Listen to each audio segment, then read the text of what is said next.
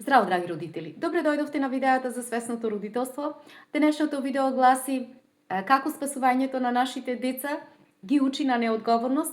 Оваа тема е земана од книгата на авторката Шефалица Бари "Надвор од контрола".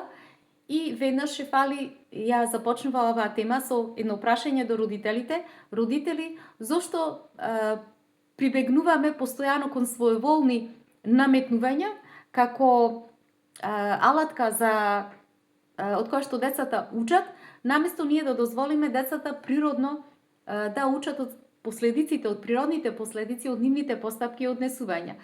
И дава веднаш одговор, тоа е затоа заради безпомошноста која што родителите ја чувствуваат за иднината на своите деца. И чувството на безпомошност понатаму прераснала во една анксиозност која ги носи во една улога родителите да ја потискаат автономијата на децата и тие да сметаат дека треба да носат одлуки за своите деца, затоа што на тој начин одлуките кои што ги носат за децата единствено можат да донесат позитивни резултати во нивниот живот. Со други зборови, остварувањето на ваквата хиерархиска контрола над детето е обид родителот да ги отстрани сите непријатности кои што животот му ги носи на детето, но не е само нашата анксиозност која што се јавува во таквиот момент и која што представува една движечка сила за да ја носиме дисциплината во односот со детето, туку и анксиозноста, ние ја превземаме анксиозноста од нашите деца. И како тоа сето изгледа, Шефали ни дава еден пример со една мајка и нејзината ќерка Никол. Таа имала 11 години.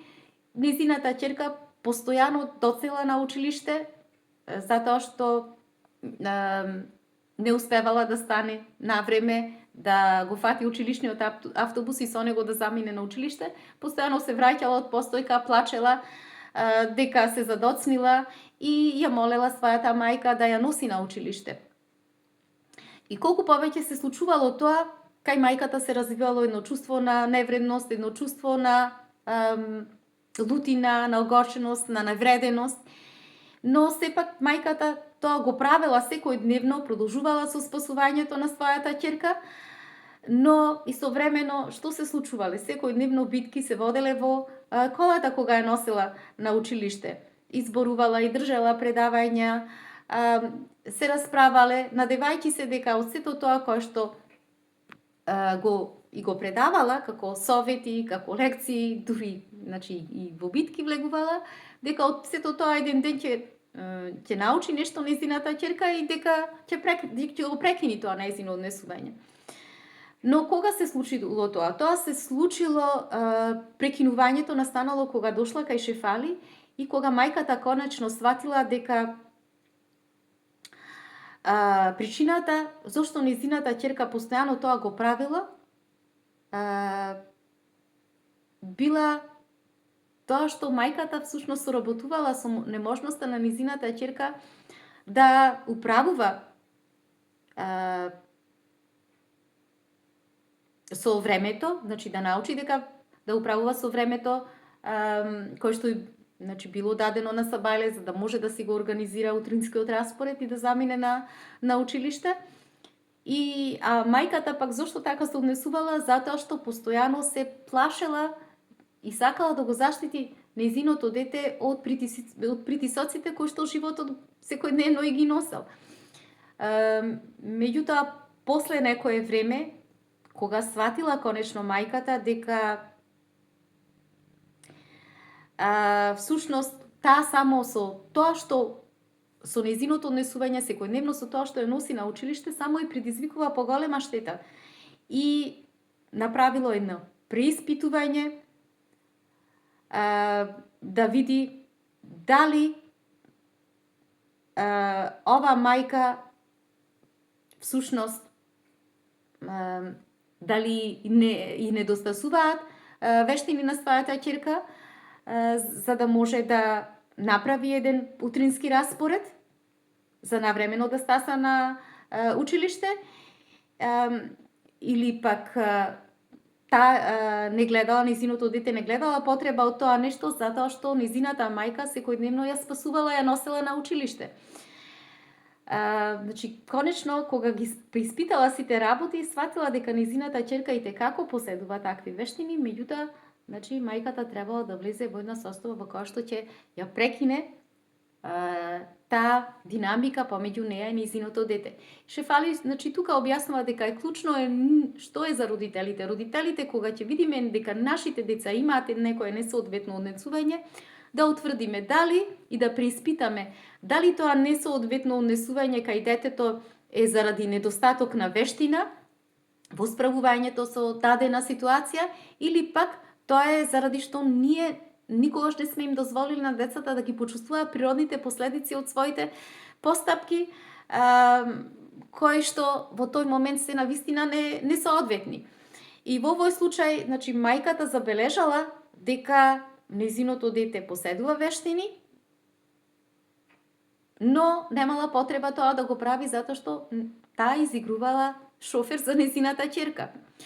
Значи, Шефали овде објаснува, очигледно било дека овде родителот воспоставил една динамика помеѓу неа и своето дете, која динамика всушност го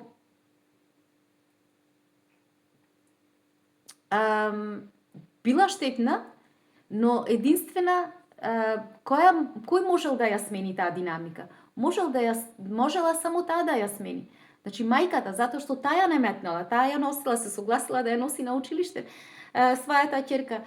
Не било криво незиното дете, туку таа била виновна во овој случај. Односно, како што вели Шефали, фактот што мајката го скратила природното учење на своето дете, довело до тоа незиното дете да влезе во една вештачка реалност на живење.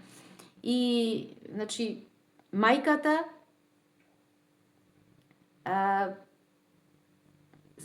тоа чувство, тоа допринесло кај неа ни чувство на лутина и на чувство на вредност од нејзина страна, секогаш кога го носела своето дете, да се јави токму заради нејзината неможност да може на еден многу јасен начин да го искомуницира тоа однесување со своето дете.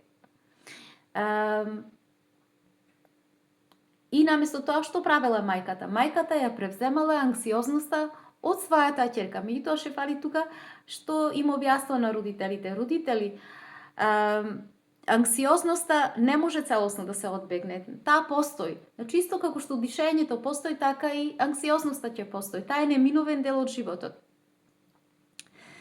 Како бебињата стануваат анксиозни? Што се случува? Тие веднаш плачат кога ја доживуваат анксиозност, кога стануваат гладни или кога бараат присуство од своите родители. Значи, кога стануваат анксиозни, тогаш и тие плачат, бараат присуството за своите родители. И тука спомнува Шефали, ако децата ја чувствуваат по природен пат анксиозноста сами, тогаш таа анксиозност представува еден многу моќен начин преку кој што децата ќе се потигнат на раст. И задачата на родителот не е да се намалува, значи да го отстранува стравот кај детето кое што се јавува, туку задачата на родителот е да го набљудува тој страв кај детето, да не стане премолем, да не стане или премал, и со тоа родителот да почне да ја учи суштината на своето дете, да види дали неговото дете е посензитивно или не е посензитивно, или дали е нежно или не е, или поасертивно е детето, може да издржи поголемо количество на да доживее на страв и така натаму. Значи, со соодветно родителско водство Шефали овде објаснува како ние како родители ги учиме децата природно да созреваат, значи сами да можат да се учат да управуваат со своите со стравот,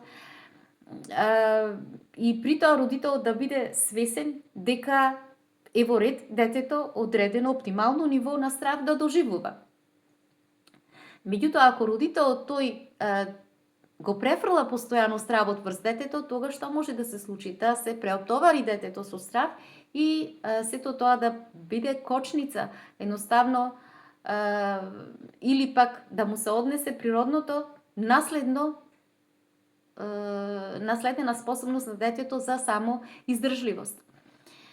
Меѓутоа во примерот, значи повторно Шефали се навраќа, вели се додека мајката се согласувала да го носи своето дете на училиште, та го пореметувала природниот процес на учење на детето, значи да ги доживее детето природните последици, се додека самата не се освестила и дошол денот кога мајката едноставно ја предупредила својата ќерка дека повеќе нема да изигрува личен шофер, дека повеќе нема да ја носи на училиште и тек тогаш детето сватило дека ќе мора сама да си ја организира утринската шема за на училиште.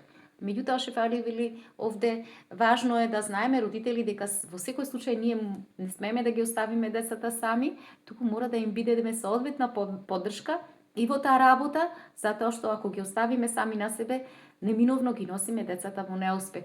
Но наместо ние да се подготвуваме пред време, ние да ги подготвуваме децата пред време, тие да ги учат последиците. И тука за тоа нешто ја употребува една доста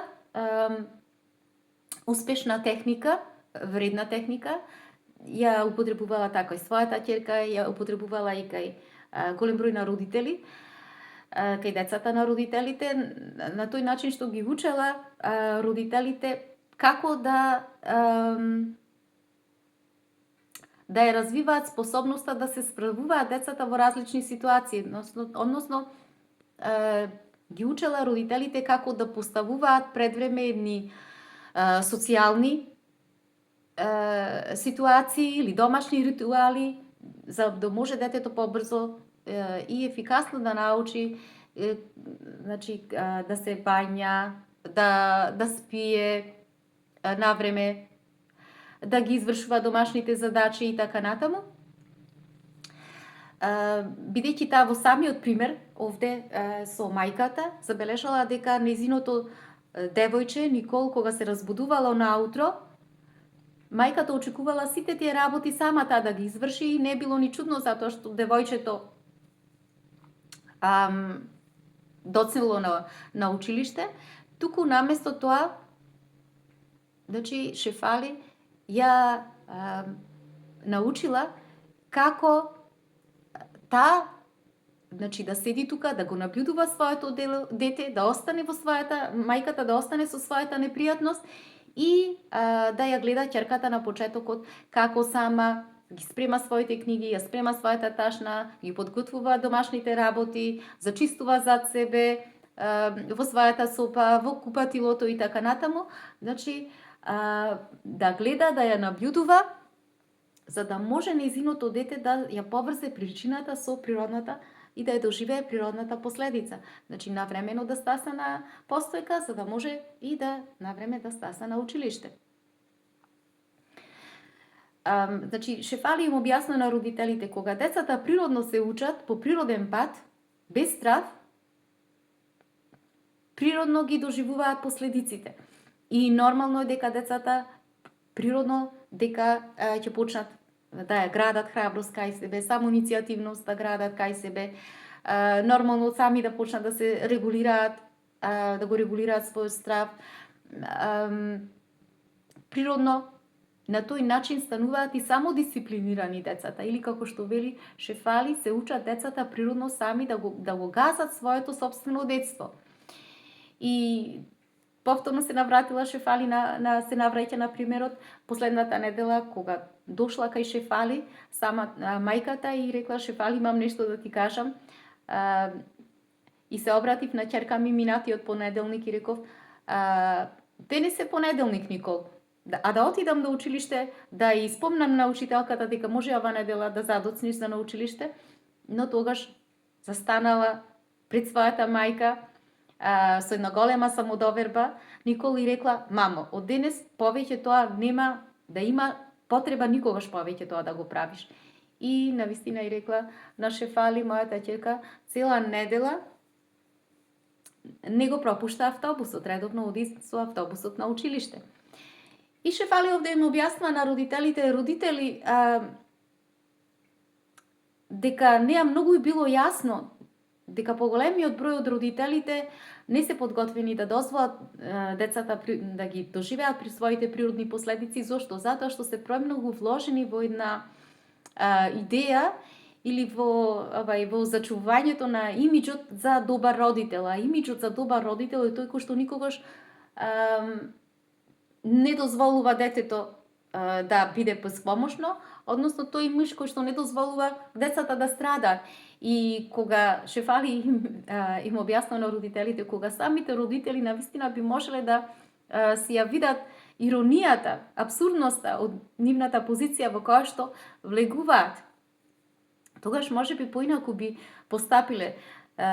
Доколку ние како родители навистина предпочитаме да ги заштитуваме децата, да бидат вознемирени, да ги заштитуваме од анксиозноста со која што тие треба да се соочуваат од последиците, природните последици од своите постапки и однесувања. Всушност, што правиме ние? Ние не сме свесни дека на некој начин го запираме природниот раст кој што треба да се случи кај децата. Значи, не дозволуваме животот да ги потикне децата на природен раст и развој. И туку што правиме, како што правила мајката, кога таа вештачки и своеволно им се наметнува во постапките на децата, со цел да ги заштити своите деца, вели, се случува, влегуваме во едно прекорување со своите деца и само зголемуваме дозата на анксиозност во динамиката на максимално ниво, која што се јавува помеѓу родителот и детето. И Шефали тука им се обраќала на родителите кои што имале ваков пример со децата, ваков случај со децата. Родители, ако вие не сте подготвени вашите деца да ги доживеат природните последици секогаш кога ги носите децата на училиште, додека ги возите до нивното училиште, барем возете ги во мир и не се жалете, затоа што од нивното однесување, затоа што кога ги прекорувате за нивното однесување од една страна, а истовремено им помагате на вашите деца тоа однесување да се одржи, всушност вие само им нанесувате штета и продолжувате и го потикнувате тоа штетно однесување во односот со децата. И тука Шефали всушност го спомнува зборот доследност.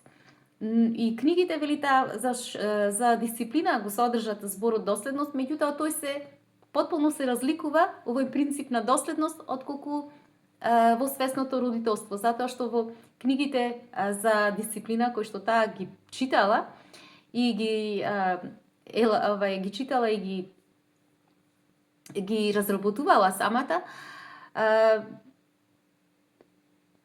таа спомнува дека принципот на доследност во дисциплината подразбира родителите постојано да го потврдуваат својот спор, значи да ја потврдуваат својата волја врз децата, да кажуваат постојано она што треба да го направат детето. Меѓутоа во свесното родителство тоа е сосема друга, има сосема друго значење. Доследноста овде значи дека она што го кажуваме ние како родител е во согласност со нашите најдлабоки намери, согласност со нашата вистина. И од една страна и со реалноста која што постои во дадената ситуација. Значи, доследноста бара јасност во врска со нашите намери, многу јасност, таа да одговара на она што на вистина во тој момент го доживуваме со нашите деца и сето тоа да биде подредено со реалноста на ситуацијата во која што се наоѓаме во моментот со нашите деца, или како што вели Шефали со други зборови, кога ние како родители сме усогласени со она што е нашите зборови, што носат? Носат природен авторитет. И да ги караме нашите деца, постојано да им викаме за нивното однесување, а истовремено да им помагаме во тоа нивно однесување, што значи? Дека само го потикнуваме и зголемуваме тоа нивно несоодветно однесување. Значи, повторно Шефали тука ја спомнува значи, приказната со мајката и со ќерката, каде што мајката постојано го носела на почетокот своето дете, го спасувала своето дете, а од друга страна му викала цело време во колата, се расправале за тоа нешто. Значи, овде мајката објаснува Шефали дека всушност не била усогласена со реалноста. Таа била во овој случај била многу неодлучна, значи осцилирала помеѓу од една страна незината анксиозност од незиното дете и желбата да сака да си го заштити своето дете од друга страна. Меѓутоа таа вели, кога ние вака му носиме на децата двојни пораки, што правиме? Ние влегуваме во едно родителствување кое што е катастрофално. Значи, катастрофални последици има по основ на нашето родителствување со нашите деца. Значи, ние не можеме да влеземе во да оствариме едно ефикасно родителствување со нашите деца. И зошто? Затоа што децата на тој начин тие се водени од нас во една конфузија. А кога децата се во една конфузна состојба, ние не можеме да израснеме здрави деца. И токму поради тоа таа вели, тука многу добро можеме да видиме како вештачките наметнувања не се ефикасни. Затоа велиме дека се контрапродуктивни наспроти природните последици кои што навистина треба ние како родители да научиме да што повеќе да ги дозволуваме да ги доживеат нашите деца од нивните постапки, од нивните однесувања. Зошто вели дека треба ние што повеќе да дозволиме, за да можеме ние самите да препознаеме каде грешиме како родители, каде ние всушност ги прекинуваме, го прекинуваме природниот процес на учење на нашите деца, се наметнуваме и создаваме ситуации во кои што децата ги учат нашите своеволни наметнувања, а не ги учат, не дозволуваат животот да ги научи на вистинската лекција. Таа дава пример. Ако, например, го забележиме нашето дете, како чкрта со боичките по ѕидот, која би била природната последица која што детето треба да научи? Природната последица би била кога ние би зеле едно крпче и би го научиле нашето дете да го избрши ичкртаното на ѕидот, а потоа да му дадеме прикладна подлога на која што детето ќе може да црта. Или пак ако детето не сака да јаде, постојано негира. Значи ние да го ставиме детето да гладува некое време и се додека не му се пријаде, а не да трчаме веднаш да му приготвуваме секакви јадења кои што ќе се однесуваат само за него, или пак можеме на крајот да сготвиме некое јадење кое што ќе можеме сите да го конзумираме, а не само детето.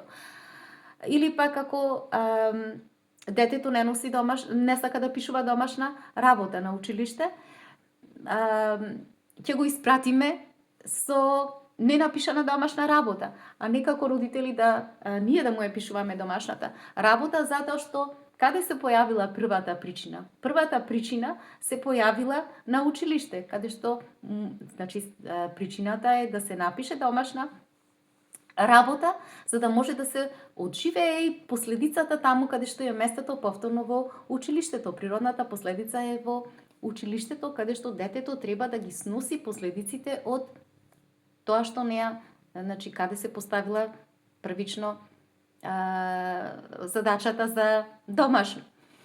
Или пак ако децата подоцна си легнуваат, не сакаат да спијат, навреме не сакаат да заспиваат, ние да ги оставиме децата Значи да си ја доживеат природната лекција е тоа детето само да се справи другиот ден со својата поспаност, без разлика дали треба да стане на училиште рано или не, или пак да се јавиме кај учителката и да кажеме ама детето мој да го правдаме за таа негова поспаност и така натаму.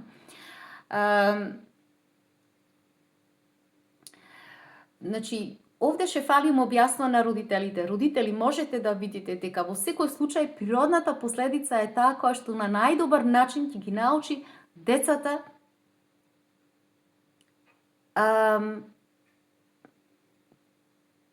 за нивното соодветно однесување. Значи, тие, зошто? Затоа што природните последици ги носат вистински, директни, повратни информации за она која што треба детето на вистина да го научи. Значи, нема подобар наставник, нема подобар учител од природните последици. Вештачката дисциплина никогаш не може да се спореди со природните последици. Вештачката дисциплина не ги носи вистинските информации кои што детето треба да ги научи, детето треба да ги прими за својата постапка. Секогаш тие се носат одредена емоционална полнетица, која и текако влијае врз здраворазумноста на децата, затоа што нема логика во нештото. А природните последици ги носат вистинските информации кои што и соодветни информации кои што детето треба да ги научи и се усогласени и се вмрежени во самата постапка која што детето треба да научи нешто од таа постапка. Меѓутоа ше фали им спомнува на родителите всушност ова е многу лесна работа која што ние треба да ја научиме и може, зашто? Затоа што природните последици се тука пред нас поставени, но ние треба да ги видиме. Но зошто не ги гледаме? Не ги гледаме затоа што бара извршување. Самото извршување е тешко, затоа што тоа е поврзано со нашата условеност од нашето собствено родителствување, каде што ние во нашето родителствување по голем дел сме биле дисциплинирани. Значи, условени сме преку дисциплината низ нашето собствено родителствување. И токму поради тоа, ние наместо да дозволиме природните последици да сами да вршат својата работа во односот со децата, ние многу повеќе сме инвестирани во тоа да прибегнуваме кон своеволни наметнување како алатка преку која што децата се учат и тие понатаму во свој живот така да постапуваат. Драги мои, тоа би било се за ова видео. Имајте убав ден, се гледаме.